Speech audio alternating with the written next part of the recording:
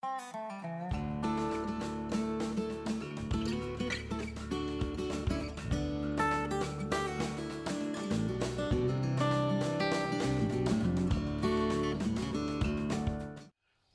I'm John Hood. I'm the author of a new novel called Mountain Folk, and this is the third in a series of videos that we've prepared to give you an advanced look at some of the characters, settings, themes, and magical creatures that populate the world of mountain folk.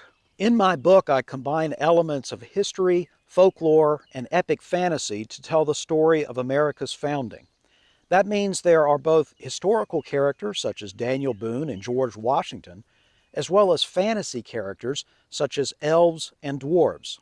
Most of the action of mountain folk occurs during the Revolutionary War from 1775 to 1781. In fact, the outbreak of war is one of the major themes of the book.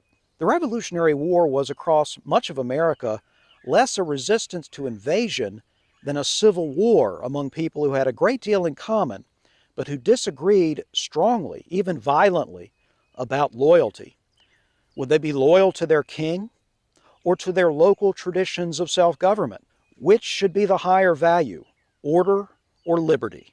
I'm standing in a state park that's located next to the site of one of those Revolutionary War battles, the Battle of Kings Mountain. At that battle, there was only one British regular, named Patrick Ferguson. He was the commander of about 1,000 or so Tory militia, that is, Americans who remained loyal to the crown during the war. The Tories camped on top of Kings Mountain in October 1780. They found themselves surrounded by patriot militia from the Carolinas, Virginia, Georgia, and modern-day Tennessee. Among the commanders of the Patriots was Isaac Shelby. He's one of the main characters in Mountain Folk. The battle lasted just over an hour, but it was decisive. Many Tories died. Some 700 Tories were taken prisoner. The Patriots suffered only a few dozen casualties. General Charles Cornwallis was the overall commander of the British forces in the area. At Kings Mountain, he lost an entire flank of his army.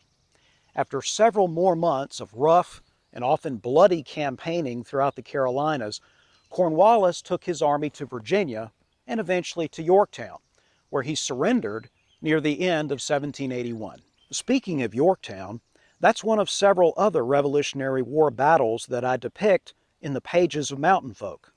Some were open field battles, such as the 1777 Battle of Germantown, where George Washington's inventive attack plan might have worked, except for a thick fog that wafted over the battlefield and robbed his generals of command and control.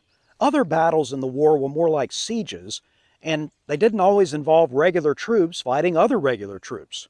For example, at Boonesboro, in what's now Kentucky, Daniel Boone and his fellow settlers were besieged by hundreds of Shawnee warriors who'd been armed and encouraged to attack by the British. A few militiamen from Canada were even among those attackers. Yet another kind of battle is an amphibious attack from the sea. In Mountain Folk, I depict the British attack on Charleston in 1776, which involved both a naval bombardment and an attempted British landing on Sullivan's Island. That battle actually made the palmetto tree the state symbol of South Carolina. In future videos, I'll tell you even more about the world of Mountain Folk. You can always go learn more by visiting the website for the book. That's mountainfolkbook.com. While there, you can find out how to order the book. Mountain Folk is scheduled to be released on June 8, 2021. See you soon.